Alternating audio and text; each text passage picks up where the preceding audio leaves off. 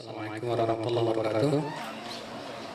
Alhamdulillahirabbil alamin wassalatu wassalamu ala asyrafil anbiya wal mursalin nabiyina Muhammadin wa alihi wa sahbihi wa man tabi'ahum bi ihsanin ila yaumiddin. Asyhadu an la ilaha illallah wahdahu la syarika lah wa asyhadu anna Muhammadan abduhu wa rasuluh. Qala Allah ta'ala fi kitabihil karim, ya ayyuhalladzina amanu taqullaha haqqa tuqatih wa la tamutunna illa wa antum muslimun, amma ba'd. Alhamdulillah Ibu dan Bapak sekalian, kita kembali melanjutkan kajian mujmal usul ahli sunnah wal jamaah fil aqidah, yaitu pokok-pokok ahli sunnah wal jamaah dalam akidah secara global.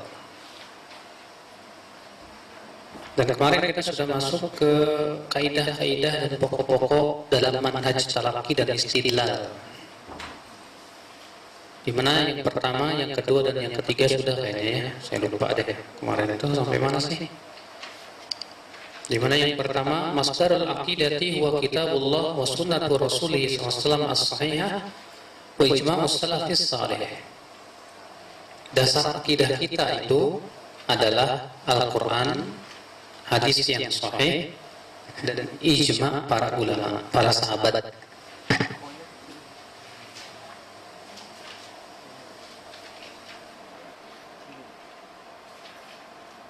Ijma' salafus salih.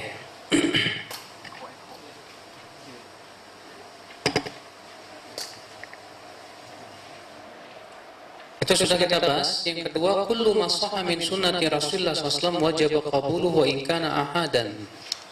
Setiap yang telah sahih dari sunnah Rasulullah SAW maka wajib diterima walaupun hadisnya ahad. Yang sudah kita jelaskan kemarin apa itu hadis ahad. Poin yang ketiga, al-marja' fi fahmil kitab wa sunnah wa nususun mubayyinatu laha wa fahmu salafis salih wa man sara ala manhajihim min al-a'immah wa la yu'aradu ma thabata min dhalika bi mujarrad ihtimalat lughawiyyah.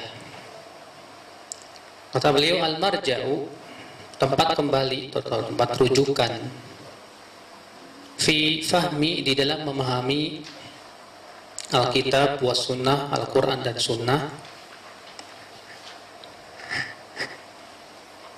Ya, yang mau ikuti siapa silakan. Nomor 3, poin nomor 3, al-marja'u, tempat kembali, al-marja'u fi fahmi, halaman 7, halaman 7, poin nomor 3, halaman 7, poin nomor 3.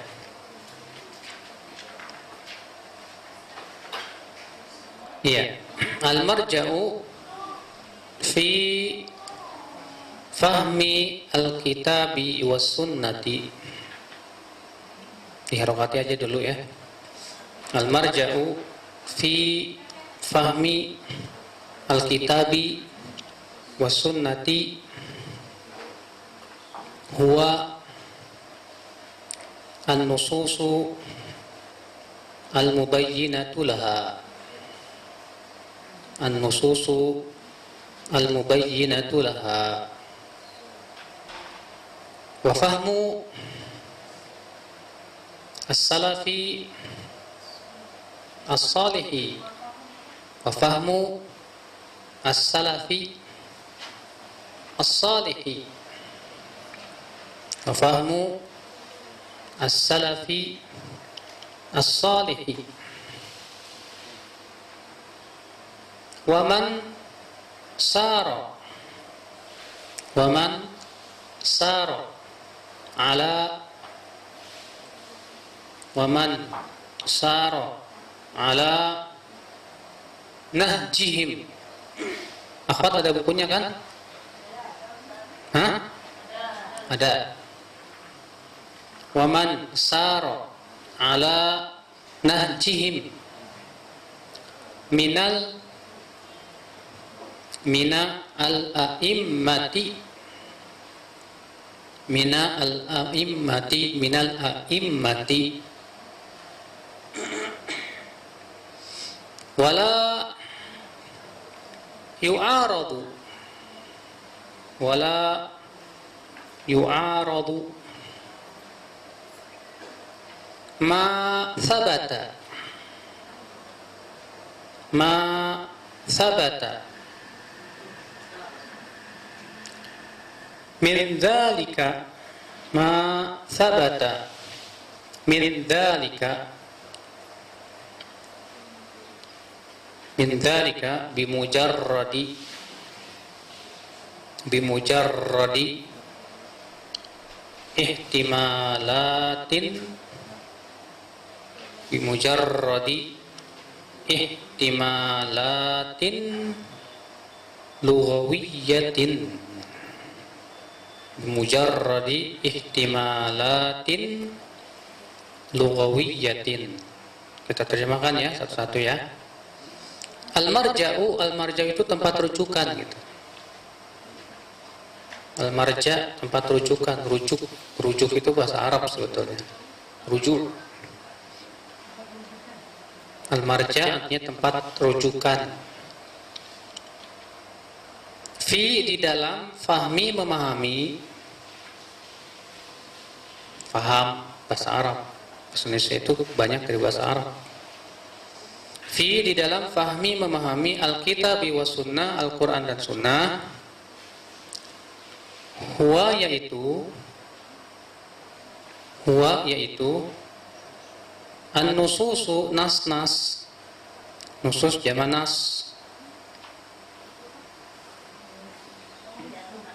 Huwa yaitu an-nususu nas-nas al-mubayyinatu yang menjelaskan, laha untuknya, artinya yang menjelaskannya gitu loh.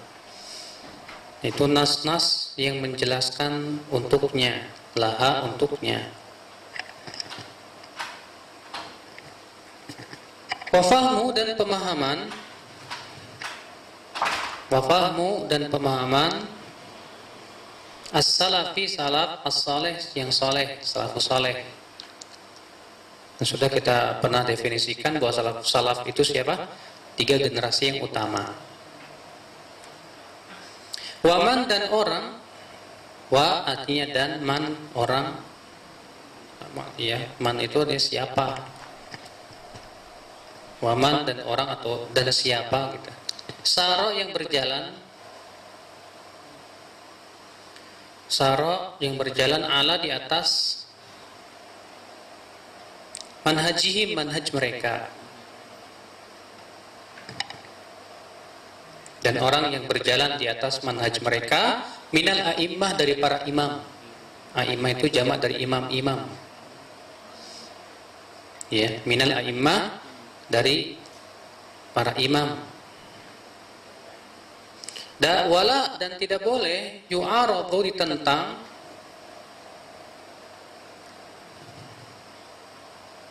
wala yu'aradu dan tidak boleh ditentang ma apa-apa sabata yang telah tetap,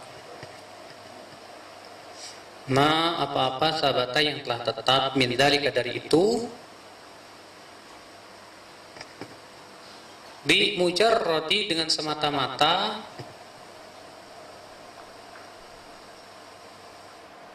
bi mujarradi dengan semata-mata ihtimalatin kemungkinan-kemungkinan, Assalamualaikum warahmatullahi wabarakatuh. Ihtimalatin kemungkinan-kemungkinan lughawiyatin bahasa. Ya. Kita jelaskan. Kata beliau, tempat rujukan dalam memahami Al-Quran dan Sunnah itu, ya, yang pertama nas-nas yang menjelaskannya. Karena terkadang di dalam satu tempat ayat atau hadis itu bersifat global, tapi dalam tempat lain lebih terperinci. Ya. Maka ini penting untuk mengumpulkan seluruh nas-nas dari Al-Quran dan hadis. Sebab Ya kalau kita tidak kumpulkan, kita akan jatuh ke dalam sikap yang tidak baik, yaitu menolak sebagian dan menerima sebagian, dan itu perkara yang tidak benar. Ya.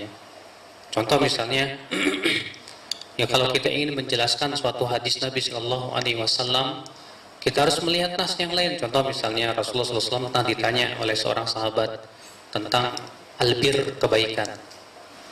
Apa kata Rasulullah? Albir matma'annat ilaihin nafsu watma'anna istafti qalbak. Coba kamu minta fatwa kepada hatimu. Fa innal barbir matma'anna ilaihin nafsu watma'anna ilaihil qalbu.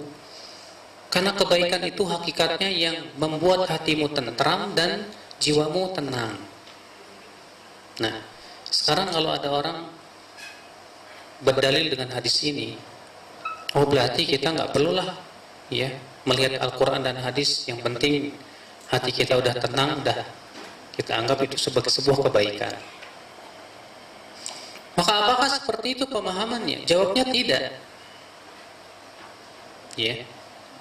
Sebab hadis ini tidak boleh berdiri sendiri. Sebab kalau seperti itu jadinya bahaya, Pak. Kadang ada orang berdalil tentang kebenaran, oh buktinya hati saya tenang kok. Ya. Misalnya ada orang seperti dulu tuh ada seorang bintang film yang murtad ya. Dia bilang, saya setelah masuk agama Nasrani ini kok lebih tenang ya hati saya. Apakah itu berarti tanda bahwa itu sebagai sebuah kebaikan? Tentu tidak. Apalagi Rasulullah SAW di sini bersabda kepada siapa? Kepada sahabat. Sedangkan sahabat itu hatinya bening. Maka tidak bisa disamakan orang yang hatinya bening dengan hati yang tidak bening, ya akhwat Islam. Maka pada waktu itu hadis ini berarti butuh kepada dalil lain yang menjelaskan. Contoh firman Allah, fa in tanaza'tum fi syai'in farudduhu ila Allah war Rasul. Jika kalian berselisih maka kembalikan kepada Allah dan Rasulnya. Ya. Sehingga pada waktu itu kita bisa melihat makna-makna yang sahih, yang benar daripada hadis tersebut. Ya, sehingga pada waktu itu kita tidak salah di dalam memahami. Nah, ini rujukan dalam memahami Al-Quran dan Sunnah yang pertama ini. Kita harus melihat nas-nas yang lain yang menjelaskannya. Yang kedua rujukannya apa? Wa fahmus salafis salih. Pemahaman salafus salih. Siapa salafus salih? Sahabat, tabi'in, tabi'ut, tabi'in. Kita harus lihat. Makanya Imam Al-Barbahari berkata dalam kitab Syarh Sunnah, kata beliau apa?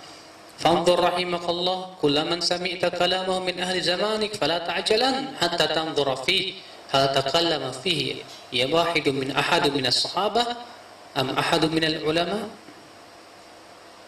Kata beliau, lihat oleh kamu ya, setiap orang yang kamu dengar perkataannya dalam agama ini, jangan kamu tergesa-gesa sampai kamu lihat ya apakah ada seorang sahabat yang sudah mendahului perkataan dia atau tidak, ya, atau salah seorang ulama. Nah, ini penting, Pak, karena setiap pendapat yang ternyata tidak ada pendahulunya dari salafus saleh ini dipertanyakan, diragukan, Pak. Makanya kata Imam Ahmad bin Hanbal kepada muridnya, iyyak an tujib wa laysa laka salaf. Hati-hati, jangan kamu sampai berpendapat dengan suatu pendapat yang kamu tidak punya salafnya. Tidak punya apa? Pendahulunya. Siapa pendahulu kamu? Terkadang kita berpendapat pas ditanya pendahulu kamu siapa? Ya enggak sih, ini pendapat saya pribadi. Loh, pendahulunya siapa? Enggak ada sih pendahulu saya. Loh kok? Kamu lebih hebat, Pak. Kecuali dalam masa-masa yang sifatnya kontemporer, Pak. Ya.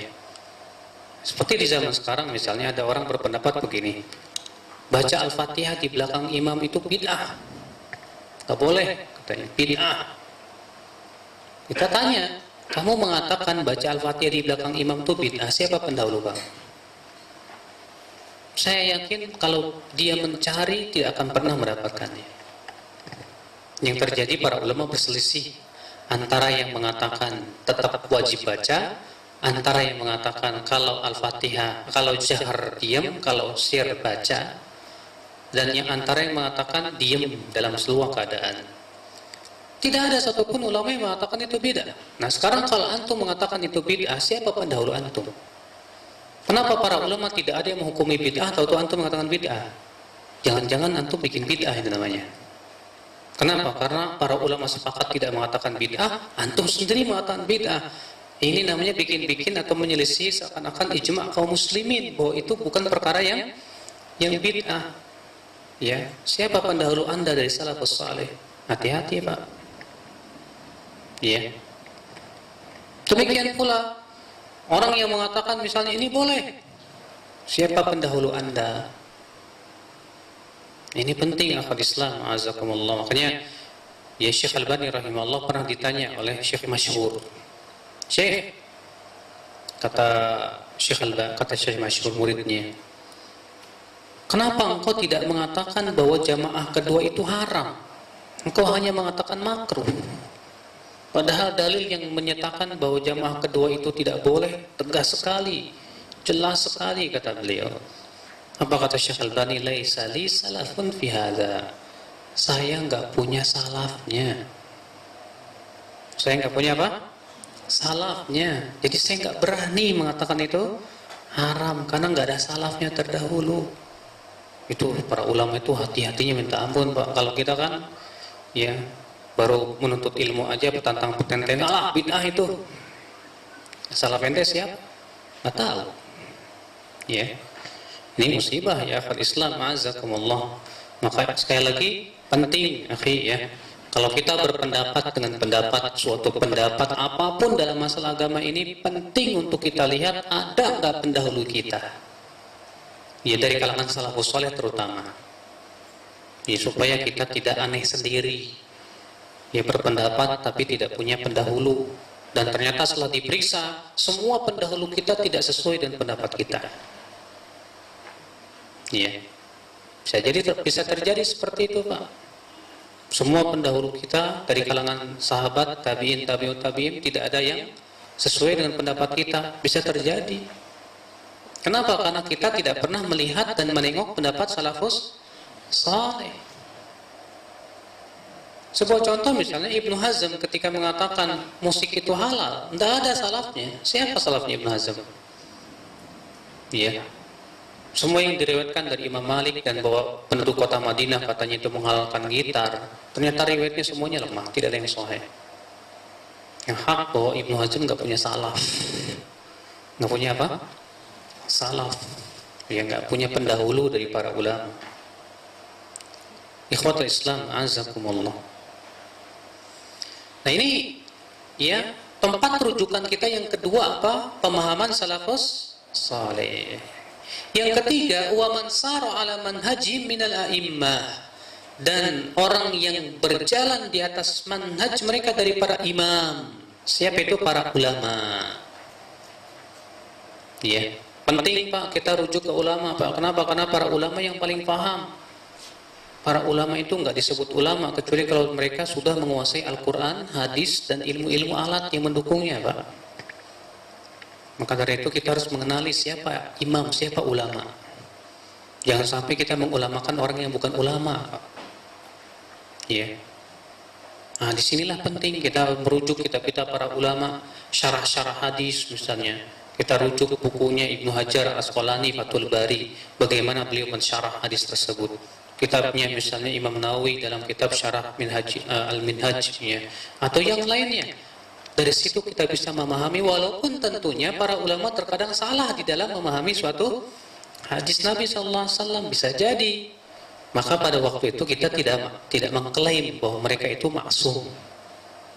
Bahwa mereka itu ya tidak pernah salah. Kemudian beliau berkata, wala yu'arad, dan tidak boleh ditentang yang apa-apa yang telah tetap dari itu sebatas dengan kemungkinan bahasa. Maksudnya gimana sih kemungkinan bahasa? Contohnya gini, Pak. Orang-orang Asy'ari menolak Allah itu bersemayam di atas Arsy. Ketika kita bawakan ayat kepada mereka, bukankah Allah Ta'ala berfirman Ar-Rahmanu 'alal 'arsy istawa? Allah Ar-Rahman bersemayam di atas Arsy istawa. Kata mereka apa? Yang namanya istawa kan mempunyai beberapa makna. Nah, ini namanya kemungkinan makna Istawa artinya menguasai, atau istawa artinya begini. Nah, sekarang yang mana? Ya, tidak boleh. Kalau memang telah tetap dari Al-Quran, hadis dan pemahaman salafus soleh, apalagi ijma' mereka, tidak boleh kita tolak hanya sebatas dengan kemungkinan bahasa, tidak boleh. Paham tidak? Baik, sekarang nomor 4. Usuluddini kulluha. Nomor 4, usuluddini kulluha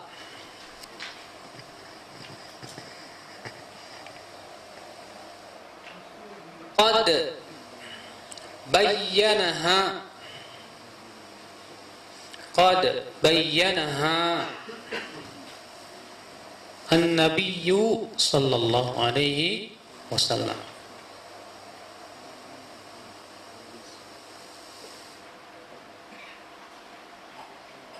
Nabi sallallahu alaihi wasallam. Walaysa li ahadin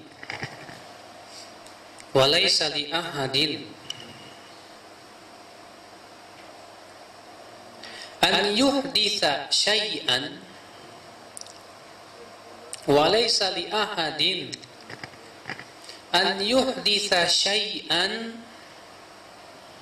walaysa li ahadin an yuhditha syai'an walaysa li ahadin an yuhditha syai'an za'iman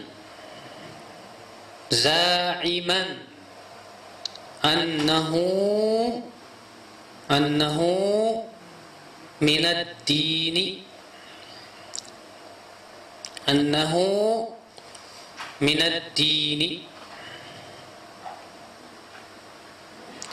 Kita artikan usul itu artinya pokok-pokok, ad-din agama. Pokok-pokok agama, kulluha semuanya. Kulluha artinya apa? Semuanya. Qad telah, bayyanaha, qad itu artinya sungguh, ya. Qad itu artinya sungguh. Bayyanaha telah menjelaskannya. Qad artinya sungguh, bayyanaha telah menjelaskannya. Ha-nya kembali kepada usul. An-Nabi sallallahu alaihi wasallam, Nabi sallallahu alaihi wasallam. Artinya Nabi telah menjelaskan semuanya.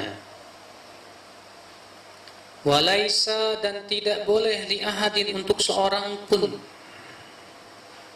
Walaisa dan tidak boleh li ahadin untuk seorang pun. An yuhditha, walaisa li ahadin, atau bisa juga dan tidak boleh bagi seorang pun, begitu. Dan tidak boleh bagi seorang pun an untuk yuhditha, mengada-ngada, membuat-buat. Dan tidak boleh bagi seorang pun an yuhditha untuk membuat-buat atau mengada-ngada syai'an sesuatu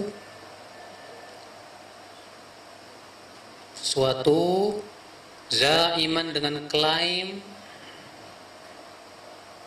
za'iman, ya, dengan mengklaim annahu minad din, bahwa ia termasuk agama. Baik. Beliau berkata, pokok-pokok agama, apa sih yang disebut dengan pokok-pokok agama itu, Pak? Itu perkara-perkara yang merupakan pokok dan dasar-dasar Islam, seperti rukun Islam, rukun iman, ya. Maka itu semua sudah dijelaskan oleh Nabi sallallahu alaihi wasallam. Masalah sholat, zakat, puasa, haji, semua perkara-perkara yang memang sangat dibutuhkan oleh manusia, yang merupakan dasar-dasar dalam agama kita, semuanya sudah dijelaskan oleh Nabi sallallahu alaihi wasallam. Ya. Maka tidak boleh seorang pun mengada-ngada sedikit pun atau sesuatu pun dengan mengklaim bahwa itu termasuk agama, nggak boleh, Pak. Iya. Kalau Nabi sallallahu alaihi wasallam saja, Pak, pernah mengutus seorang sahabat, mengutus pasukan. Lalu Rasulullah bersabda kepada panglima perangnya. Apa kata Rasulullah kepada panglima perangnya? Iya.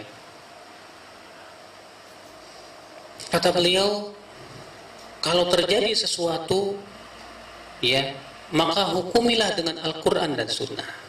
Kalau tidak ada nasnya di Al-Quran dan Sunnah, dan hukumi, maka fa'anzil ala hukmika anta, maka ya hukumilah dengan dengan hukum kamu. Hukumilah dengan hukum kamu. Kata Umar bin Khattab, tidak boleh seseorang ya menisbatkan masalah yang dia ijtihad dia sendiri sebagai hukum Allah. Nggak boleh. Itu masalah ijtihad, Pak. Masalah ijtihad saja nggak boleh dinisbatkan bahwa itu hukum Allah, Pak. Apalagi masalah-masalah yang jelas-jelas tidak ada dalilnya. Maka dari itu ya akhal Islam azakumullah, karena pokok-pokok agama sudah dijelaskan oleh Rasulullah SAW, ya, sebagaimana disebutkan dalam khutbah Haji Wada, di mana Rasulullah SAW bersabda kepada para sahabatnya, apa kata Rasulullah? Ala hal ballagt, bukankah aku sudah menyampaikan semuanya? Apa kata para sahabat? Bala, nashhad annaka qad ballagta wa addaita wa nasahta. Kami bersaksi wahai Rasulullah bahwa engkau telah menyampaikan semuanya. Kemudian Rasulullah menunjukkan jarinya ke atas, kemudian beliau menunjukkan kepada para sahabat sambil berkata, Allahumma syahad, Allahumma syahad, ya Allah saksikan bahwa aku sudah menyampaikan semuanya. Rasulullah sudah menyampaikan semuanya. Maka tidak boleh lagi kita mengklaim bahwa ini perkara yang sifatnya pokok-pokok agama tanpa ada dalil. Ya. Nah ini akal Islam azakumullah. Jadi masalah pokok-pokok agama itu sudah dijelaskan oleh Nabi Shallallahu Alaihi Wasallam. Tapi terkadang ada masalah-masalah yang sifatnya far'iyah, yang ini butuh kepada ijtihad, Pak. Ya. Contoh misalnya masalah-masalah yang sifatnya kontemporer, nggak ada nasnya. Masalah ada yang bertanya, Ustadz, apa hukumnya bayi tabung? Zaman Nabi nggak ada. Berarti kalau seperti itu boleh nggak berijtihad? Dan apakah seperti itu disebut dengan mengada-ngada dalam agama? Tidak. Masalahnya ini belum ada di zaman Nabi. Kemudian kita berijtihad dengan mengatakan begini-begini, ya kiasnya begini-begini, ya secara kaidahnya begini, dah. Tapi boleh nggak kita katakan ini hukum Allah? Tidak boleh. Masalah ijtihad tidak boleh disebutkan bahwa itu hukum Allah, tapi hukum mujtahid itu namanya. Karena yang namanya ijtihad bisa jadi benar, bisa jadi apa? Salah. Nah, ini akal Islam azakumullah. Yang kelima, at-taslimu lillahi. At-taslimu lillahi.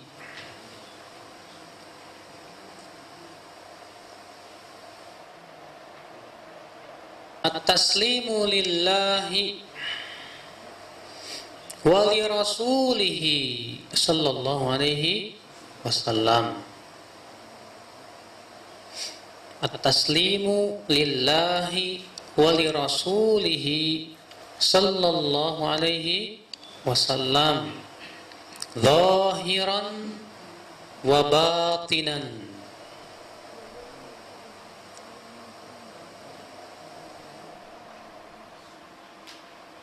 فلا يعارض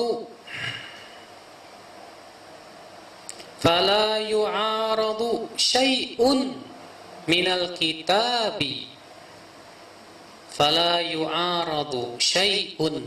الكتاب أو السنة الصحيحة فلا يعارض شيء من الكتاب awis sunnatis sahihati biqiyasin, awis sunnatis sahihati biqiyasin wala dzauqin, wala apa? Dzauqin, wala kashfin, wala qauli syaikhin, wala qauli syaikhin, wala imamin, wala imamin wa nahwi dzalika. Wa nahwi dzalika. Baik, kita ya. Taslim. Taslim itu apa sih? Hah? Taslim itu artinya apa, Pak? Taslim itu apa ya? Bahasa Indonesianya? Penyerahan diri gitu. Ketundukan yang total. Lillah, kepada Allah, wa li rasulihi sallallahu alaihi wasallam, dan kepada rasulnya. Ya, penyerahan diri kepada Allah dan kepada rasulnya, zahiran wa batinan, secara lahiriah dan batiniah. Secara lahir dan batin. Fala, maka tidak boleh yu'aradu, ditentang. Maka tidak boleh ditentang syai'un, sesuatu, minal kitabi, dari Al-Quran.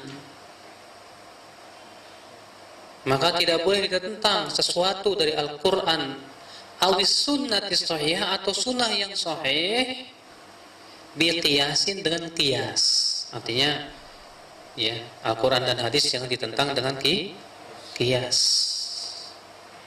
Wala dzauq, dan jangan dengan perasaan.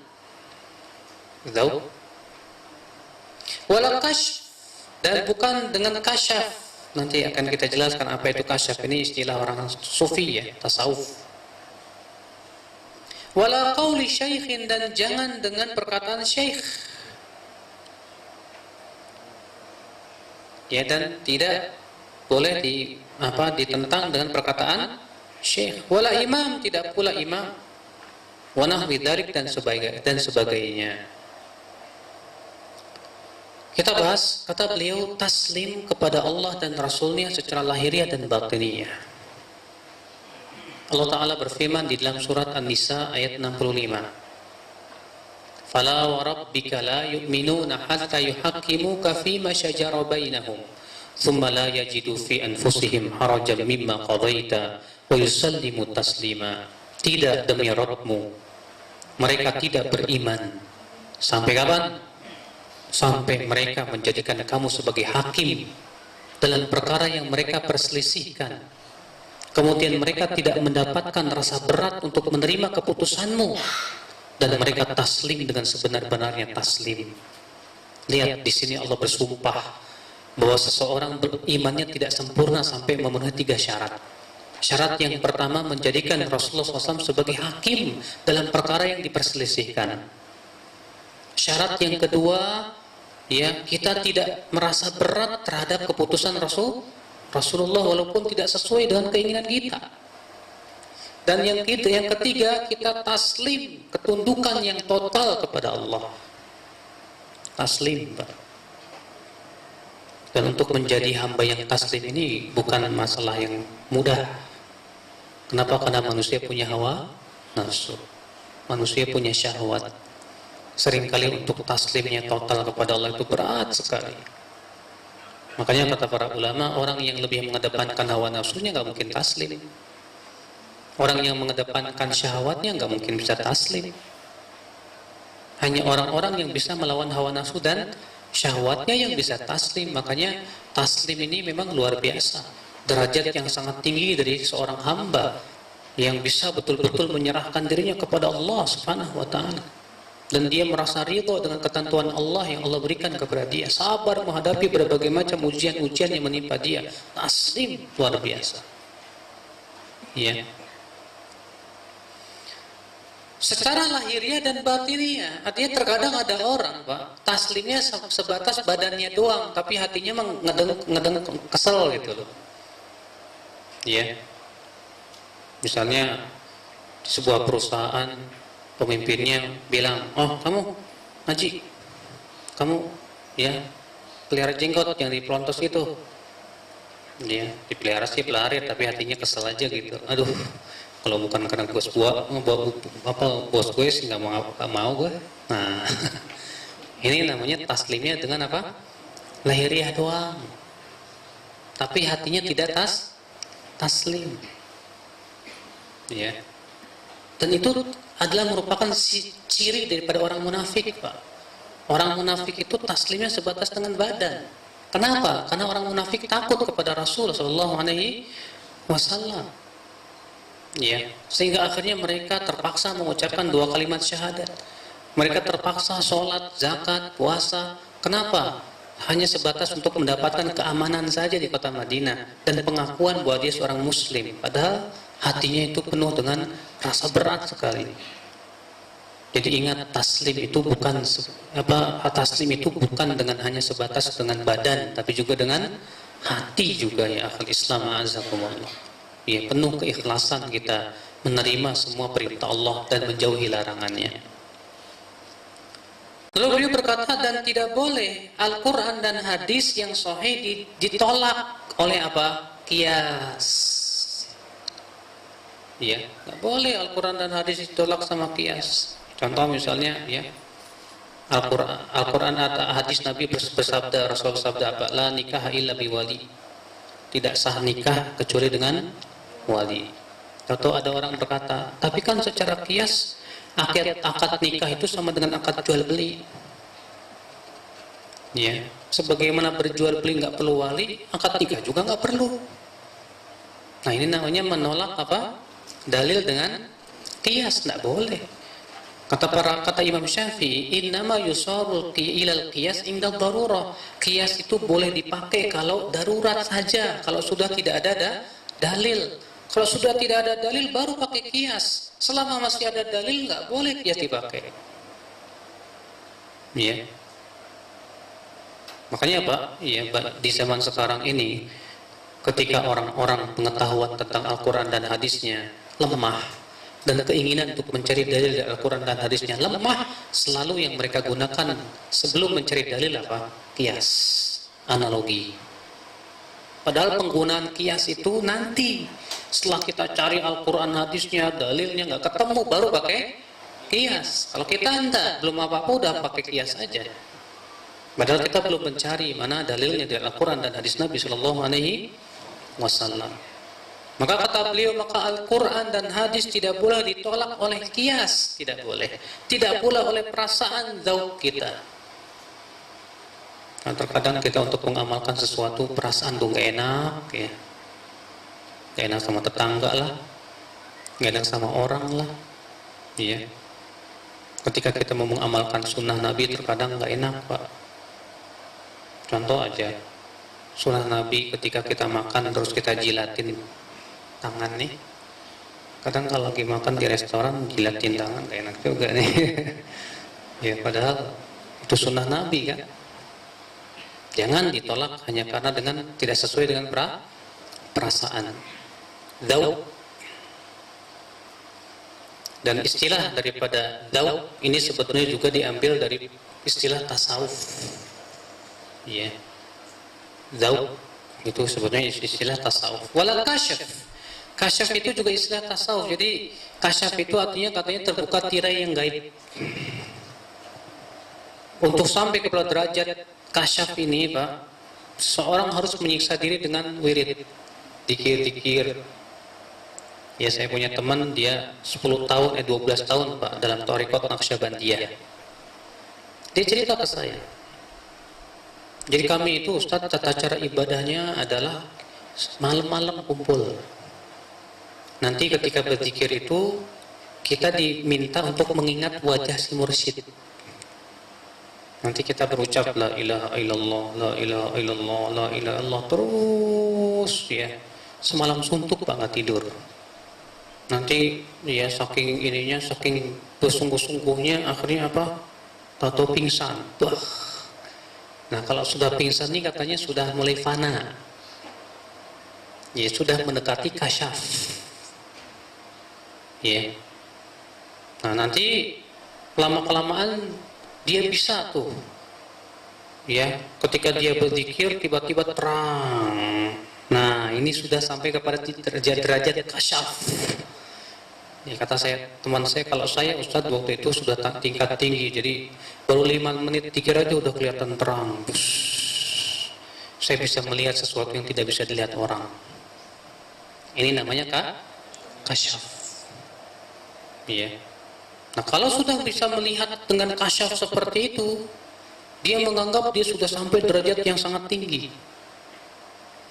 yang kemudian nanti dia akan sampai kepada derajat ya wilayah, kewalian, yang dia mengklaim katanya Allah sudah bersatu dengan dirinya.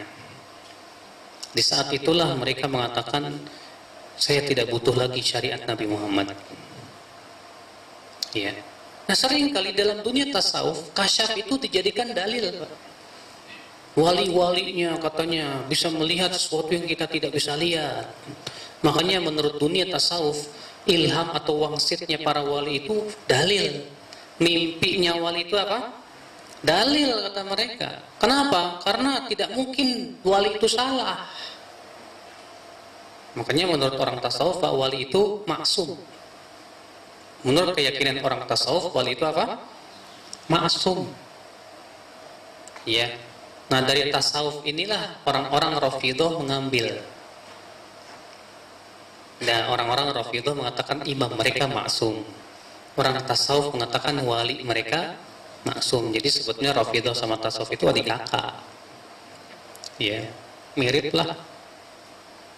Sebab dasarnya apa, Pak? Dasarnya adalah ya disebutkan dalam hadis Nabi SAW.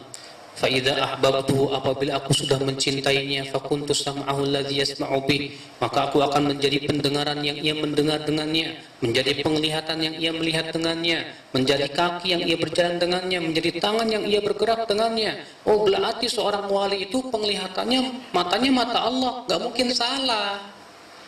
Makanya mereka itu, Pak, mengikuti apa kata wali itu luar biasa. Walaupun bertabrakan dengan Al-Quran dan Sunnah, gak masalah buat mereka, karena katanya wali itu tahu makna-makna yang tersirat, sedangkan kita ini taunya mana-mana yang tersurat. Disitulah kemudian mereka mengotak-atik makna Al-Quran dan hadis sesuai dengan hawa nafsu mereka. Disitulah kehancuran. Dengan istilah kasyaf itu, selalu mereka istilahkan kasyaf. Maka kata beliau, ya tidak boleh Al-Quran dan hadis yang sahih ditolak oleh qiyas, tidak pula perasaan, tidak pula kasyaf, wala qauli syekh, tidak pula perkataan seorang syekh atau imam tertentu atau yang lainnya, tidak boleh. Al-Quran dan hadis harus lebih dikedepankan daripada yang lainnya. Allah berfirman dalam surat Al-Hujurat apa? Ya ayyuhalladzina amanu la tuqaddimu baina yadayillahi wa rasulih. Hai orang-orang yang beriman, jangan kalian mendahului Allah dan Rasulnya. Artinya jangan kalian mendahulukan perkataan siapapun di atas perkataan Allah dan Rasulnya. Ini keyakinan Ahlussunnah, Pak. Jadi Ahlussunnah memandang bahwa Al-Quran dan Sunnah itu di atas, tidak boleh ditentang oleh yang lainnya. Sementara selain Ahlussunnah, mereka memandang bahwa perkataan kiai mereka lebih tinggi daripada siapa? Al-Quran dan hadis Nabi SAW. Disitulah perbedaan kita Ahlussunnah dengan selain Ahlussunnah. Ya, coba antum lihat, hampir semua ahli bid'ah ya lebih mengkultuskan imamnya daripada Al-Quran dan Sunnah Nabi SAW. Itu selalu kitab-kitab bimbingan yang dibuat oleh pendirinya itu dianggap sebagai sesuatu yang harus diikuti, Pak. Ya. Setiap tarikat pasti mereka punya apa? Mursyid, ada pembimbing dan tata cara yang harus dilalui. Makanya tarikat Naqsyabandiyah dengan tarikat Rifaiyah, tata cara ibadahnya beda. Zikir dan wiridnya pun beda. Ya, dan menurut mereka ini tidak boleh disalahi. Inilah perbedaan Ahlussunnah dengan selain Ahlussunnah wal Jamaah. Ya, Ahlussunnah lebih mengedepankan Al-Quran dan hadis dibandingkan semua, ya, karena mereka memandang Al-Quran dan hadis tidak mungkin salah, karena itu berasal dari wahyu Allah Rabbul Alamin. Taib. Sekarang poin nomor 6 ya. Al-aqlu as-sarihu, al-aqlu as-sarihu muwafiqun, al-aqlu as-sarihu muwafiqun lin-naqli as-sahihi. Al-aqlu as-sarihu muwafiqun lin-naqli as-sahihi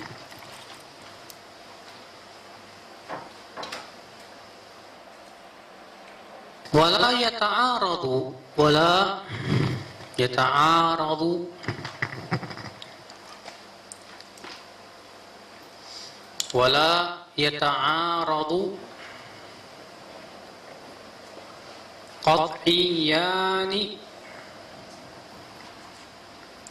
yata'aradu qat'iyani minhuma abadan. Qat'iyani minhuma abadan. Wa inda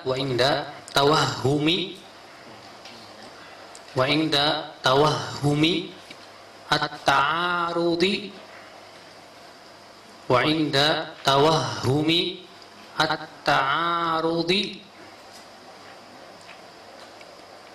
yuqaddamu an-naqlu. Yuqaddamu apa? An-naqlu. Akal yang sehat, al-aqlu as-sarihu, akal yang sharih yang sehat, muwafiqun, cocok, sesuai, selaras, lin naqli, dengan nakal itu dalil, as-sahih yang sahih. Artinya akal yang sehat itu pasti selalu cocok dengan dalil yang sahih. Wala yata'arad, dan tidak akan bertabrakan, bertentangan. Qat'iyan, dua yang qat'i, yang pasti, minhuma, dari keduanya. Wala yata'aradu, dan tidak akan bertabrakan atau bertentangan. Qat'iyani, dua yang qat'i, qat'i itu artinya yang pasti, yang kuat. Minhuma, dari keduanya. Maksudnya kedua sini apa? Akal yang sehat dan hadis yang sahih. Artinya dua perkara ini tidak mungkin bertabrakan selama-lamanya. Akal yang sehat tidak akan bertabrakan dengan dalil yang sahih. Dalil yang sahih pun tidak akan bertabrakan dengan akal yang sehat. Ya. Kalau ada yang dianggap bertabrakan, biasanya imma akalnya yang tidak sehat atau dalilnya yang tidak sahih. Wa inda, dan ketika tawahumi,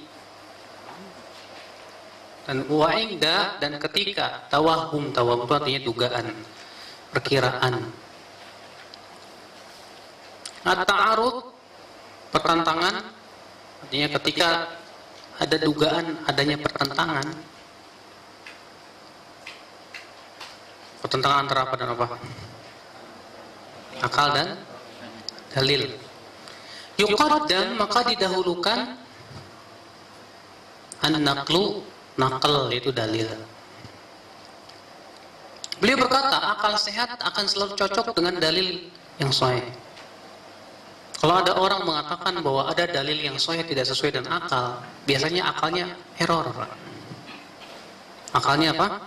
Error. Contoh misalnya orang yang tidak meyakini akan adanya azab kubur. Ya, saya nggak percaya sama azab kubur. Kok bisa gitu? Nggak masuk di akal. Kok bisa begitu? Iyalah. Sekarang bagaimana dengan orang yang dimakan ikan hiu? Itu gimana tuh? Bagaimana dengan orang yang kebakaran, dibakar misalnya, kemudian jadi abu? Ya, saya sendiri sering ngumpulin orang, nggak pernah kelihatan palunya malaikat ketinggalan. Kita katakan, ya subhanallah, secara akal sehat Pak, yang namanya sesuatu yang gaib itu tidak mungkin dicapai oleh akal. Secara akal sehat, Allah Maha Kuasa tidak. Tapi semua akal mengatakan, ya Rob, pencipta langit dan bumi itu luar biasa, kekuasaannya dan kemampuannya. Maka tidak mungkin akal bisa mereka sesuatu yang sifatnya gaib dan tidak mungkin untuk dicapai oleh akal.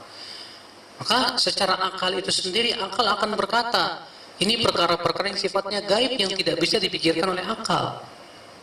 Dan akal yakin bahwasanya penciptanya maha kuasa atas segala sesuatu. Setelah melihat bagaimana kekuasaan Allah dan kekuasaan penciptaannya, kalau Allah mampu menciptakan langit dan bumi dengan yang begitu sangat kuat saja, bagi Allah mampu untuk membuat apa? Adab kubur. Orang yang dimakan ikan hiu bagaimana caranya? Hanya Allah yang tahu. Orang yang dibakar hanya Allah yang tahu bagaimana caranya. Sebenarnya tidak bertabrakan dengan akal kita kalau kita meyakini bahwa Allah maha kuasa atas segala sesuatu. Tapi ketika akal kita yang error, kita tidak bisa mereka. Ya. Karena apa? Akal yang sehat akan mengakui bahwa akal itu punya batasan, ya enggak? Orang yang berwaras, dia akan berkata bahwa akal manusia itu punya batasan. Sementara ilmu Allah tidak ada batasnya. Bagaimana sesuatu yang terbatas hendak menilai sesuatu yang tidak ada batasannya? Akal siapa yang bisa terima itu? Iya. Maka dari itu semua dalil-dalil syar'i yang sifatnya gaib ataupun yang lain, ya, itu bisa dinalar oleh akal kita. Akal yang sehat maksudnya gitu loh. Nah, ketika sesuatu itu dianggap kok kayaknya bertabrakan dengan akal, maka yang harus dituduh akal apa dalil dulu? Akalnya dulu. Oh, mungkin akal kamu belum sampai ke sono. Terkadang kan ada orang yang tergesa-gesa belum apa-apa sudah menuduh dalil. Contoh misalnya, ya ketika misalnya ada dalil yang bertabrakan dengan akal, masalah kata Rasulullah SAW, apabila idza waqa'a adzubabu fi syarabi ahadikum, apabila lalat jatuh ke minuman salah seorang dari kalian, falyakmisu, hendaklah dicelupkan, kemudian kemudian ambil lo buang. Kadang dia berpikir, apa kau yang namanya lalat itu kan kotor, ya. Terkadang belum apa-apa akal sudah menuduh dalil. Ya, padahal Rasulullah SAW tidak mungkin berbicara kecuali dari wahyu. Dan ternyata benar, setelah diadakan penelitian di zaman ini, baru ditemukan bahwa ternyata lalat itu mengandung racun dan membawa penawar. Iya. Baru diketahui di zaman ini kebenaran sabda Rasulullah SAW, bahwasanya lalat itu kalau dia jatuh ke minuman, dia akan mendahulukan sayap yang ada racunnya. Makanya solusinya bagaimana? Dicelupkan supaya apa? Penawarnya ya menghancurkan racun itu, kemudian baru dibuang. Baru terperangah orang-orang barat akan kebenaran sabda Rasulullah SAW. Padahal Rasulullah SAW di zaman dahulu nggak pernah ada mikroskop gitu ya, yang kecil. Nah, ini akal Islam, azakumullah. Makanya subhanallah, ya, kewajiban kita adalah meyakini bahwasannya kalau kita menganggap bahwa ada dalil yang bertabrakan dengan akal dan dalil itu sahih, maka pada waktu itu akal yang harus dituduh. Tapi kalau ada dalil yang jelas-jelas palsu, ya yang dituduh dalilnya dong. Contoh misalnya hadis Allah menciptakan kuda, lalu kuda itu berlari kencang dan berkeringat. Lalu Allah menciptakan dirinya dari keringat kuda. Akal mana yang bisa terima? Allah menciptakan dirinya dari keringat kuda. Ya, ini namanya gila. Ya. Dan ini namanya pelecehan terhadap Allah Subhanahu. Setelah diperiksa ternyata hadisnya palsu, buatan orang zindik. Pantas saja. Ya. Nah, ini akal Islam, azakumullah. Berbeda kalau Ahlussunnah wal Jamaah punya keyakinan bahwa akal itu di bawah dalil. Dan fungsi akal itu untuk memahami dalil, untuk menentang dalil. Kalau Mu'tazilah beda. Kalau Mu'tazilah mengatakan akal itu lebih tinggi daripada apa? Dalil. Setiap dalil yang bertabrakan dengan Al-Quran dan hadis menurut Mu'tazilah tolak. Nah, ini juga keyakinan Asy'ariyah. Ya, menurut Asy'ariyah, seperti yang dikatakan oleh Fakhrul Razi, setiap dalil yang bertabrakan dengan akal harus disikapi dua. Imma ditakwil sesuai dengan akal atau ditolak. Ini bahaya, Pak. Ya. Sementara Ahlussunnah wal Jamaah menganggap bahwa akal itu harus ngikut dalil. Dan itulah memang, ya secara akal pun memang harus begitu. Kenapa? Karena dalil itu wahyu. Wahyu dari siapa? Dari pencipta alam semesta. Dan sedangkan pencipta yaitu Allah, secara akal sendiri manusia bisa membuktikan bagaimana kebesaran dan kekuasaan Allah yang tiada tara. Ya, kekuatan yang disebut yang kekuatan supranatural di balik ya, penciptaan alam semesta itu Allah Subhanahu wa taala. Berarti secara akal Allah mampu atas segala sesuatu. Nah, ini akal Islam. Makanya orang yang pertama kali mendahulukan akal daripada dalil siapa? Iblis. Ketika menolak perintah Allah untuk sujud kepada Adam, ditolak dengan akal. Apa kata Iblis? Ya Allah, Engkau ciptakan aku dari api, sedangkan Engkau ciptakan Adam dari tanah. Menurut Iblis, ya api lebih baik dari tanah. Maka dia berkata, seharusnya Adam dong sujud sama saya. Maka orang yang lebih mendahulukan dan mendewakan akalnya daripada dalil, itulah ya anak cucu Iblis. Ya, subhanallah. Ikhwatul Islam, a'azzakumullah. Yang ketujuh, memang Pak belajar bahasa Arab tuh Pak mudah insyaallah. Yajibu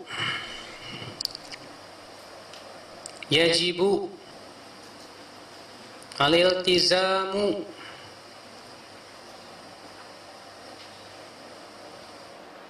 yajibul iltizamu bil alfadhi syar'iyyati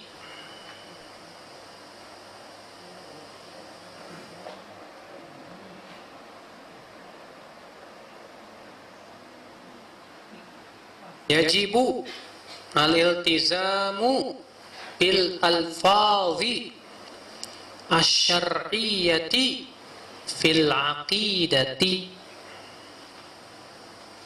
Yajibul iltizamu bil alfadhi syar'iyyati fil aqidati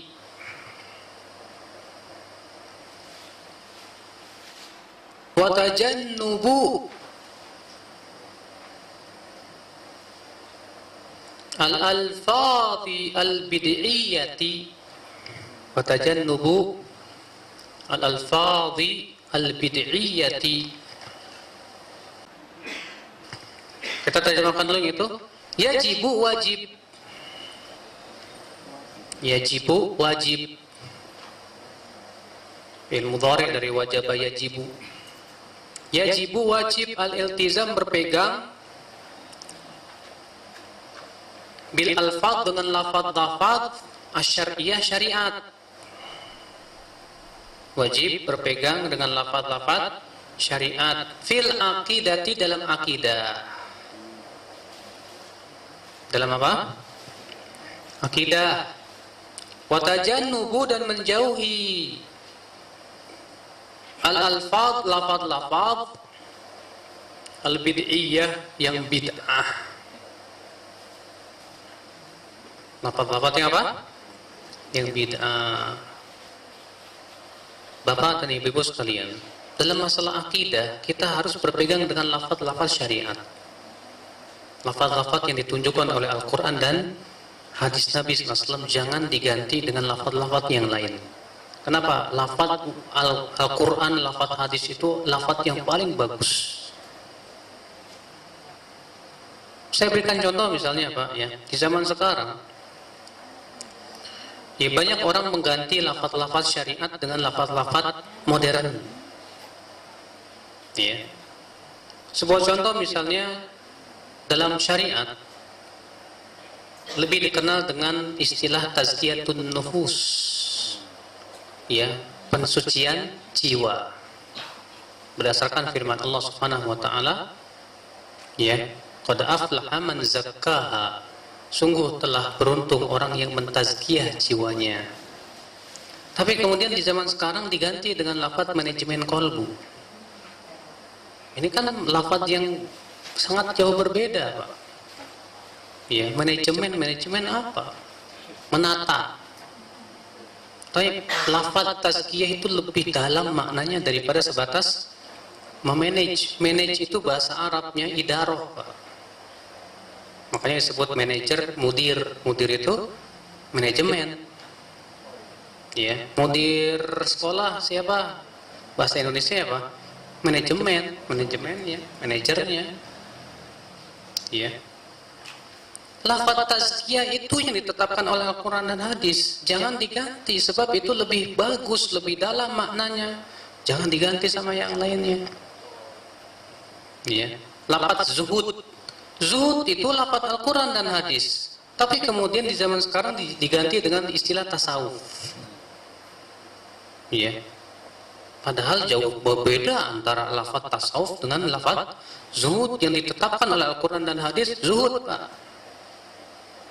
Contoh misalnya menetapkan lafaz-lafaz yang bid'ah yang tidak ada dalilnya. Keyakinan orang Asy'ariyah bahwa Allah punya sifat qidam. Wujud qidam baqa mukhalafatul lil hawaditsi, gitu kan. Padahal lafaz qidam itu tidak ada dalam dalilnya. Tidak ada dalam syariat. Tidak ada dalam Al-Qur'an dan hadis bahwa Allah mempunyai sifat qidam, qadim, tidak ada. Ya, sebab yang namanya qadim itu artinya sesuatu yang usang. Ya, yang disebut dalam bahasa Arab kalau disebut qadim itu karena ada sesuatu yang baru. Makanya yang satu disebut qadim, yang satu disebut yang baru. Ini jadid, ini qadim gitu kan. Ini mobil lama, ini mobil baru disebut qadim. Kenapa? Hadi sayyarah qadimah.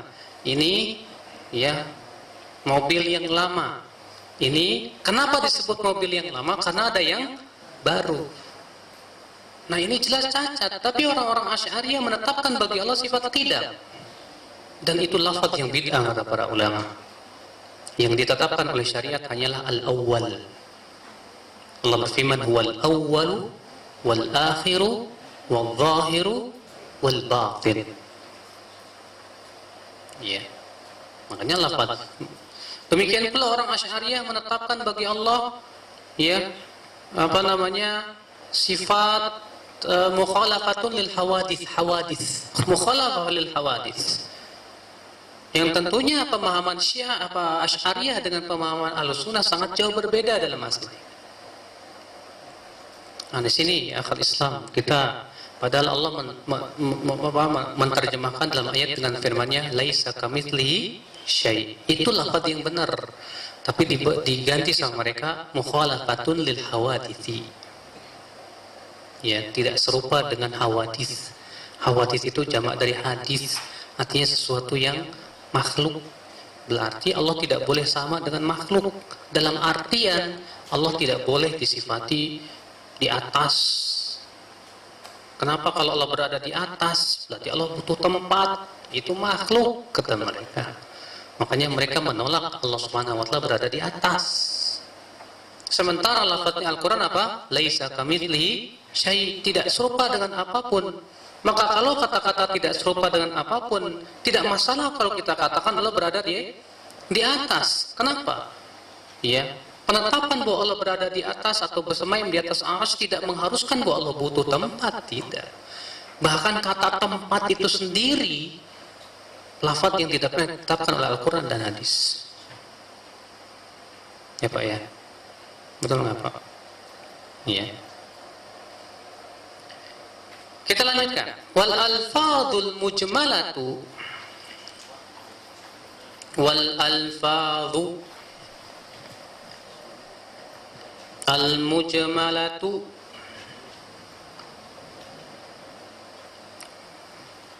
al-muhtamilatu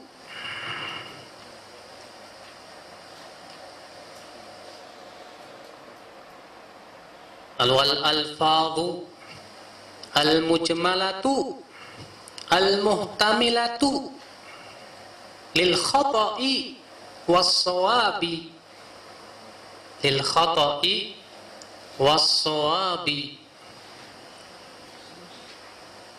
Karena sengaja ya pilihin bahasa Arab biar antum tuh jadi para pecinta bahasa Arab, Mas. Kenapa? Karena bahasa Arab itu bahasa Al-Quran, bahasa hadis, bahasa kaum muslimin. Iya. Dan itu syiar agama kita. Ya, syiar agama kita.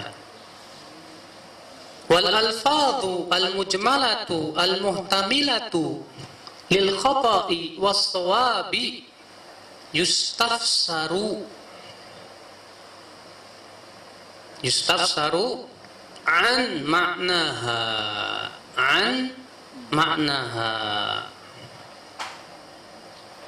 fama kana haqqan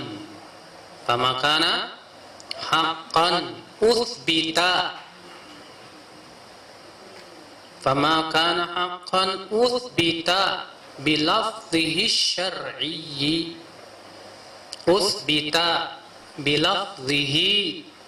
asy-syar'iyyi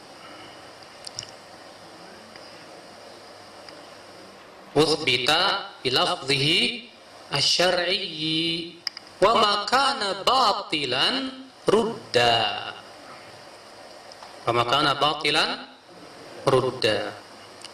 wal alfaz dan lafaz al mujmalah yang global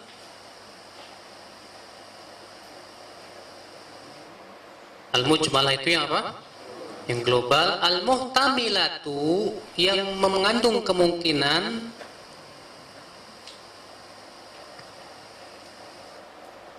lil khata kepada kesalahan, waswab dan kebenaran. Artinya lafaz-lafaz yang global yang mengandung kemungkinan makna benar dan makna yang salah, begitu loh. Al khata artinya salah, waswab itu artinya apa? Benar. Yustafsar dimintai penafsirannya. Yustafsar itu dimintai penafsiran. Ditafsir. Fassara yufassiru. Yustafsar an makna tentang maknanya. Tentang apa? Maknanya. Famakana maka apa-apa, karena di sini nggak punya arti. Famakana maka apa-apa, haqqan yang hak maknanya, begitu. Famakana haqqan maka apa-apa yang hak yang benar maknanya, utsbita ditetapkan, bilafdhihi dengan lafadznya asyari yang syar'i. Utsbita artinya apa? Ditetapkan. Bilafdhihi dengan lafadznya asy-syar'i yang syar'i. Wa makana batilan dan apa-apa yang batil maknanya rudda ditolak. Dan apa-apa yang batil maka apa? Ditolak. Kita lanjut, kita jelaskan, Pak. Dan lafaz-lafaz yang global yang mengandung kemungkinan makna benar dan makna yang salah harus dimintai penafsiran maknanya. Misal, orang-orang Asy'ariyah berkata, kalau Allah berada di atas berarti Allah butuh tempat. Nah, sekarang kita tanya ke dia, Pak, kata-kata tempat itu mempunyai makna benar atau salah? Apa yang maksud Anda? Ya, tempat artinya bahwa Allah butuh arash. Kalau arashnya jatuh, Allah jatuh. Oh maaf, itu makna yang batil, kami tidak mau terima. Ya, kami tidak menerima itu, maaf. Maksudnya apa? Makna di situ. Ya makna Allah butuh tempat. Kalau yang antum maksud Allah berada di suatu tempat, artinya bahwa Allah butuh tempat. Kalau arasnya itu jatuh, Allah jatuh, kita nggak mau terima mana itu, karena Allah tidak serupa dengan makhluknya. Tapi kalau maksudnya, kalau Allah berada di tempat itu artinya Allah bersama yang di atas arash, tanpa Allah butuh kepada arash, itu yang kita imani. Tapi kita tidak menetapkan kata tempat. Kenapa? Karena Allah hanya mengatakan Allah bersama yang di atas arash, selesai. Iya. Misalnya Ahlussunnah punya keyakinan, Pak, bahwa Allah itu punya tangan, punya wajah, punya kaki. Apa kata orang Asy'ari? Lah, kalau Allah punya tangan, punya kaki, punya wajah, berarti Allah jasad dong. Apa bedanya dengan manusia? Kita katakan maaf, kata jasad ini belum jelas. Bisa jadi maknanya benar, bisa jadi maknanya salah. Terlebih ini lafaz yang tidak pernah ditetapkan oleh syariat. Apa maknanya? Kalau yang dimaksud jasad artinya Allah itu terdiri dari jasad yang saling membutuhkan satu sama lainnya, sama halnya dengan manusia. Oh, kami nggak mau menetapkan makna seperti itu, karena memang Allah tidak serupa dengan siapapun juga. Tapi kalau maksudnya Allah punya tangan, tapi tangan Allah tidak serupa dengan makhluknya. Allah punya kaki, tapi kaki Allah tidak serupa dengan makhluknya. Kami beriman, tapi kami tidak mau menetapkan sifat jasad bukan buat Allah. Kenapa? Karena Allah tidak pernah menetapkan sifat jasad untuk dirinya. Faham tidak? Paham apa? Hah? Paham insyaallah? Alhamdulillah. Iya.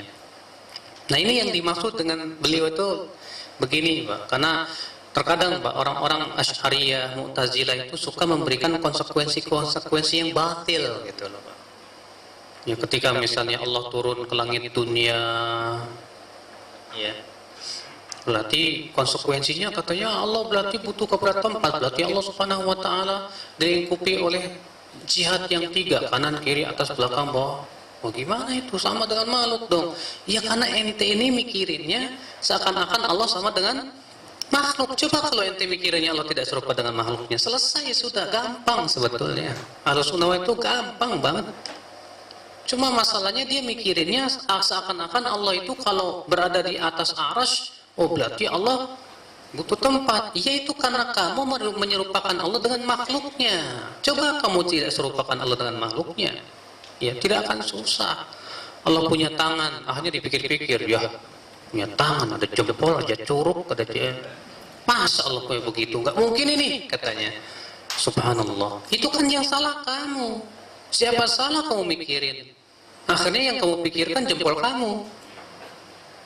Ya, kita imani saja Allah punya tangan, selesai, tanpa kita mengatakan ya tangan Allah serupa dengan makhluk, apalagi mengatakan Allah tidak punya tangan. Ini jelas sesuatu yang batil, akhal Islam, azakumullah. Nah, ini Bapak sekalian, ya, antum tahu nggak orang-orang Mu'tazilah menolak Allah disifati ilmu. Kenapa? Karena pikiran mereka itu error. Kata mereka, kalau Allah punya sifat ilmu berarti ada Allah, ada ilmu. Gimana itu katanya? Karena menurut mereka punya kaidah bahwa ta'adudus sifat yastalzimu ta'aduduz zawat. Banyaknya sifat itu mengharuskan banyaknya zat. Ini batil. Jadi kata mereka Allah punya ilmu. Yang namanya ilmu kan ya ilmu berdiri sendiri katanya. Allah punya kudrah, kekuasaan berdiri sendiri. Wah, kalian ini lebih parah dari orang Nasrani kalau begitu katanya. Orang Nasrani cuma mengatakan 3, kalian kok banyak. Nah, itu menuduh Ahlussunnah begitu, Pak. Ya, padahal jauh berbeda. Kalau orang Nasrani mereka mengimani akan adanya Tuhan yang berdiri sendiri. Kalau orang Islam, kalau kita Ahlussunnah wal Jamaah meyakini Allah satu tapi punya banyak sifat, dan secara keadaan pun memang bisa seperti itu. Antum sifatnya apa? Berilmu. Antum ini masya Allah pinter, cerdas, rajin, ya. Antum ini guanteng, mereketeng-teng, keskoteng, ya. Antum ini masya Allah satu orang tapi sifatnya banyak, bisa nggak, Pak? Bisa. Apakah kita lihat orang antum punya ilmu, berilmu, antum berjalan tuh si fulan jalan sama ilmu berdua? Gak mungkin kan? Berilmu ya berilmu. Nah, itulah Pak, karena orang-orang Mu'tazilah itu otaknya error. Ya, mereka menganggap kalau Allah punya ilmu berarti ada ilmu, ada zat. Ya, ini jelas sebuah penafsiran ataupun ya akal yang rusak tentunya. Allahu a'lam. Silakan, ada yang mau bertanya?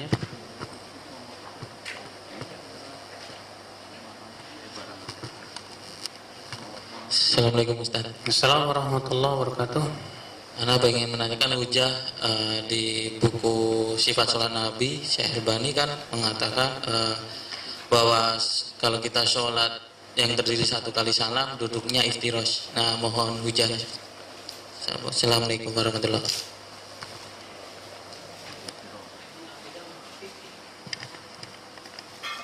Pembahasannya akidah atau ternyata fikih, jauh banget Pak.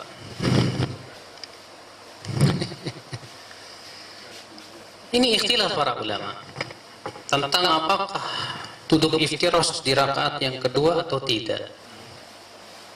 Iya, Imam Syafi'i mengatakan bahwa setiap rakaat yang ada padanya salam itu tawarruk, bukan iftirash.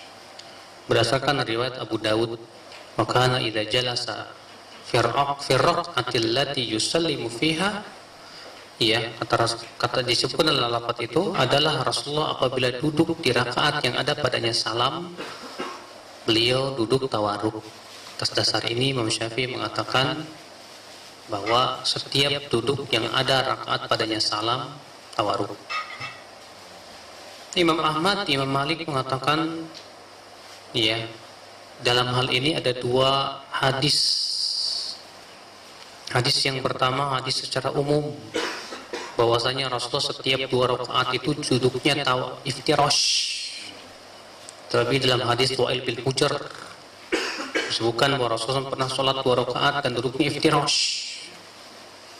Ya, adapun hadis yang dijadikan hujah oleh Imam Syafi'i dijawab oleh Imam Abu Daud dalam sunannya bahwa itu dalam keadaan ketika Rasulullah sholat zuhur atau asar. Ya, makanya Imam Abu Daud membawakan lafadznya secara lengkap. Ya, ternyata dalil yang dibawakan Imam Syafi'i itu sebetulnya sedang bercerita tentang sholat yang punya 2 tahiyat. Atas dasar itulah para ulama ya menolak pendapat Imam Syafi'i. Kenapa? Karena hujahnya Imam Syafi'i itu ternyata ya Rasulullah sedang berbicara, atau sahabat itu sedang berbicara tentang sholat Rasulullah yang ada 2 tahiyat.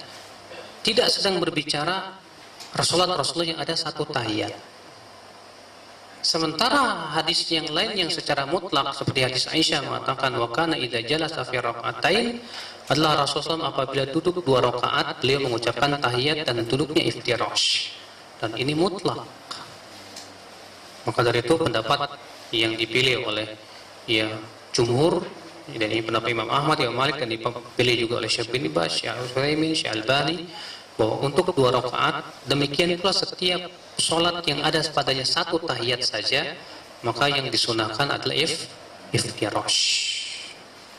Ya, ini sekali lagi ikhtilaf ulama.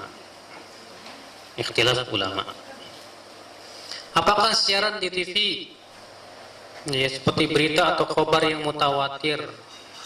Bagaimana sikap kita terhadap pemberitaan di media? Langsung terima apa tabayun? Aduh Pak, antum yakin nggak sama wartawannya? Benar nggak tuh? Wartawannya orang fasik apa orang gimana Pak? Yang namanya wartawan di zaman sekarang tuh sulit sekali dicari yang betul-betul bisa dipercaya Pak. Ya, sering kali diputarbalikkan.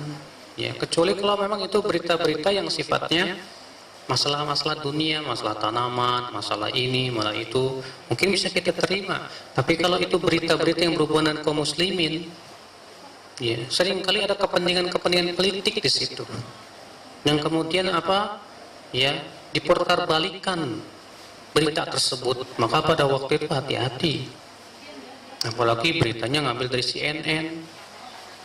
Iya, padahal Allah berfirman, ya ayyuhalladzina amanu in ja'akum fasikum binaba'in fatabayyanu.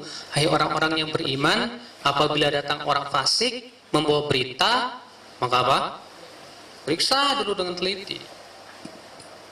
Iya, periksa dulu Pak dengan teliti. Iya. Benarkah isbal itu termasuk dosa besar? Benar. Isbal itu termasuk dosa besar? Benar. Kenapa? Karena Rasulullah SAW memberikan ancaman yang berat sekali. Kata Rasulullah SAW, ada 3 orang yang Allah tidak akan ajak bicara, tidak akan dilihat, tidak akan disucikan, dan bagi mereka adab yang pedih. Bayangkan, ancamannya 4. Ya, ada 3 orang yang tidak akan diajak bicara. Kemudian apa? Tidak akan dilihat. Kemudian apa? Tidak akan disucikan. Bagi mereka adab yang pedih. Ini bukan ancaman yang biasa, Pak. Enggak mungkin dosa kecil ini seperti ini ancamannya. Makanya Imam Adz-Dzahabi ketika memberikan definisi dosa besar adalah setiap dosa yang diberikan ancaman api neraka. Dan ini ancamannya bukan api neraka saja, 3, 4 bayangkan. Siapa diantaranya? Al-musbil izarahu, orang yang musbil. Ya. Bahkan masalah isbal itu lebih berat daripada masalah jenggot, Pak. Jenggot tidak ada ancamannya. Mencukur jenggot tidak ada ancamannya, ada perintah. Tapi untuk isbal ada ancamannya, serius ancamannya, berat lagi. Tapi terkadang orang lebih memperhatikan jenggot daripada isbal. Jenggotnya panjang, musbil, salah. Ya, tetap jenggot itu perkara yang diperintahkan. Tapi ingat, isbal ini larangan dan larangan ini diancam dengan api neraka, Pak. Dengan api neraka. Ya, nah itu dari itulah ikhwatul Islam, Rasulullah SAW sampai-sampai ketika melihat ada seorang sahabat sedang berjalan, ya, dalam keadaan pakaiannya melebihi mata kaki, dikejar sama Rasulullah sampai Rasulullah ngos-ngosan kecapean. Kata Rasulullah, irfa' thawbak, ya, angkat kainmu. Kata sahabat ini apa? Hai Rasulullah, ya inna rukbatayya tasaq, saya ini cacat, dengkul saya ini beradu kalau jalan X gitu. Saya malu kalau saya angkat kelihatan. Apa kata Rasulullah? Inna khalqallahi hasan, sesungguhnya penciptaan Allah itu bagus. Irfa. Sahabat ini bukan karena sombong, Pak, tapi karena apa? Karena beliau malu punya cacat. Ini bantahan terbesar hadis ini buat orang yang mengatakan boleh kalau tidak sombong. Karena kenapa sahabat ini bukan karena sombong, tapi karena cacat masalahnya. Tapi tetap Rasulullah tidak memberikan apa? Ya, alasan. Makanya ya, jangan sepelekan masalah isbal. Ya, jangan sepelekan masalah isbal karena itu bukan dosa kecil, dosa besar. Ya, ancamannya dari Rasulullah berat sekali. Anak terpaksa berbuat baik karena ada alasan dunia, Ustadz.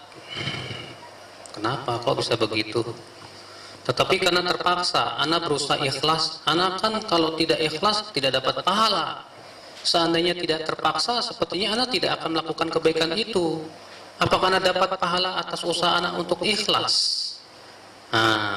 Tampaknya antum salah dalam memahami ikhlas ini. Antum kira ikhlas itu tidak terpaksa. Salah. Ikhlas itu artinya mengharapkan wajah Allah, walaupun terpaksa. Ya. Justru kita ini harus memaksakan diri, Pak. Kalau kita nggak memaksakan diri, sulit rasanya mentaati Allah, ya nggak? Kenapa? Karena jiwa kita itu selalu menyuruh kepada keburukan. Allah sendiri yang mengatakan begitu, innan nafsa la'ammaratun bisu. Sesungguhnya jiwa itu selalu menyuruh kepada apa? Keburukan. Kalau kita tidak memaksakan diri kita untuk mentaati Allah, kita akan terseret. Makanya kata para ulama dahulu, aku memaksakan diriku untuk mentaati Allah dalam keadaan hatiku menangis, nggak mau. Sekarang setelah aku paksa terus, hatiku aku paksa dalam keadaan ia senang, gembira. Iya, memang harus dipaksa. Iya. Bahkan kata Rasulullah, di antara umatku ada yang masuk surga dengan rantai-rantai besi. Di antara umatku ada yang masuk surga dengan rantai besi, dipaksa masuk surga. Masya Allah, kok bisa dipaksa masuk surga? Orang mau pengen masuk surga dengan senang, ini dipaksa masuk surga pakai rantai-rantai. Memang harus dipaksa, gimana lagi? Iya.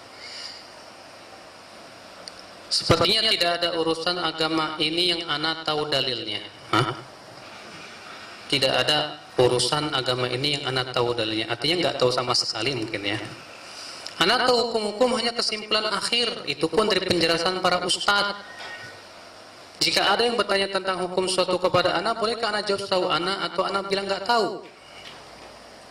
Emang ustadznya nggak nyebutin dalil? Atau antumnya bobo ketika ustadz menjelaskan dalil? Harusnya antum dengerin. Ya, ketika ustadz membahas suatu hukum, ustadz akan bawakan dalilnya. Ini dalilnya, ini dalilnya. Antum menganggap remeh sih, capek nunggu kesimpulannya aja. Kata ustadz kesimpulannya begini, nah itu dia. Ya salah antum. Ya, ana yakin seorang ustadz yang betul-betul ya sudah azan ya. Yang ustadz yang betul-betul haris semangat untuk mengajarkan kepada murid-muridnya, dia akan ajarkan dalil, Pak. Dia akan ajarkan bagaimana memahami dalil. Ini loh pendapat anak, ini dalilnya, ini sisi pendalilannya. Begitu harusnya seorang ustadz. Kecuali kalau ustadz-ustadz yang hanya sebatas mengajarkan muridnya ngebeo. Nah, jadi ini hukumnya wajib. Dalilnya apa ustadz? Percuma kamu nanya juga, nggak bakalan paham. Ini saya katakan ustadz lucu ini. Ya.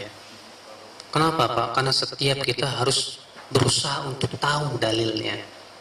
Makanya kata Ibnu Abdul Bar apa? Beda antara taklid dan ittiba. Taklid itu ngikut orang tanpa dalil, ittiba itu ngikut orang dengan mengetahui dalil. Nah sekarang Ustaz saya kan nggak hafal dalilnya Ustaz, tapi saya tahu ada dalilnya sih, tapi nggak hafal gimana tuh Ustaz?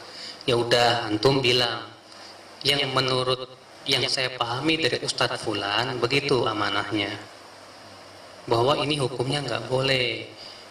Yang salah itu antum nisbatkan kepada diri. Oh menurut pendapat ana sih nggak boleh, padahal antum dengarnya dari orang lain. Antum bilang begitu, jadi seakan-akan antum yang beristimbat. Salah ya akhi.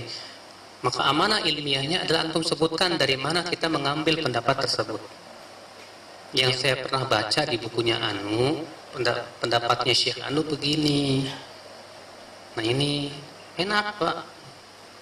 Nah ini ya akal Islam, ma'azakumullah. Ya.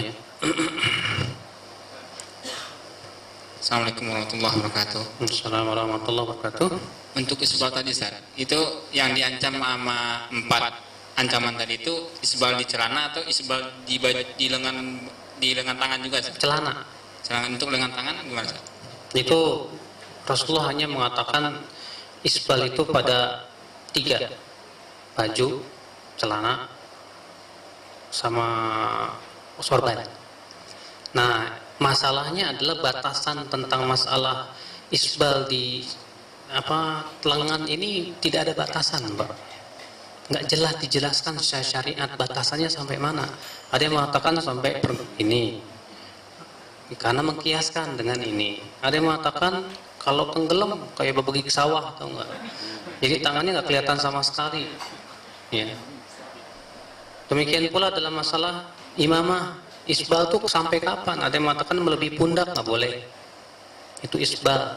Tapi yang dimaksud dengan hadis-hadis yang ancaman isbal itu adalah isbal di mata kaki. Ya, isbal di mata kaki. Baik, saya kira cukup sampai di sini. Mudah-mudahan apa yang saya sampaikan bermanfaat. Yang benar itu semua dari Allah dan yang salah itu dari pribadi saya. Subhanakallah bihamdik, asyhadu an la ilaha illa anta astaghfiruka wa atubu ilaik. Wassalamualaikum warahmatullahi wabarakatuh.